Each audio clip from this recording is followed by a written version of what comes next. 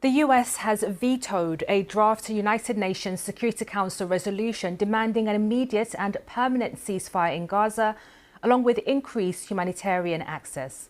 All other members voted in favour of the resolution, which also demanded the unconditional release of all Israeli hostages being held by Hamas and other groups.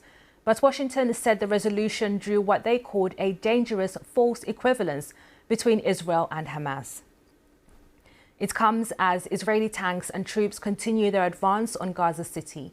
The military said they were expanding their operations without giving any details about their movements.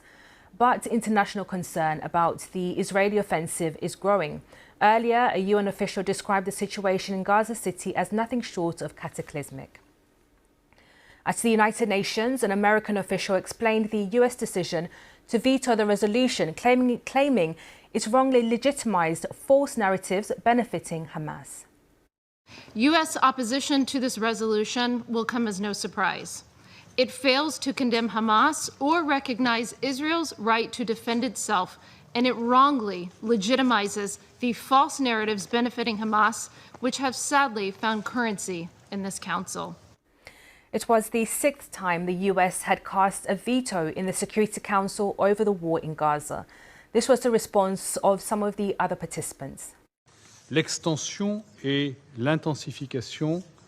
The extension and intensification of the Israeli offensive in downtown Gaza has already caused the forced displacement of 300,000 people. France reiterates its opposition to any plan of occupation for the Gaza Strip and the forced displacement of its population. It calls on Israel to put an end to this destructive campaign. We need a ceasefire more than ever. And yet Israel's reckless expansion of its military operation takes us further away from a deal which could bring the hostages home and end the suffering in Gaza. China is deeply disappointed by the result of today's vote. Time and again, the Security Council has attempted to take action only to be forcefully blocked by the United States. We cannot help but ask how many more innocent lives must be lost before a ceasefire can be achieved in Gaza.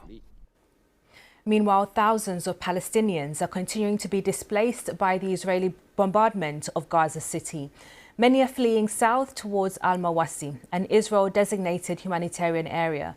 But the region is already overcrowded and new arrivals say the conditions are dire. We were living in our home under God's protection. Then, out of nowhere,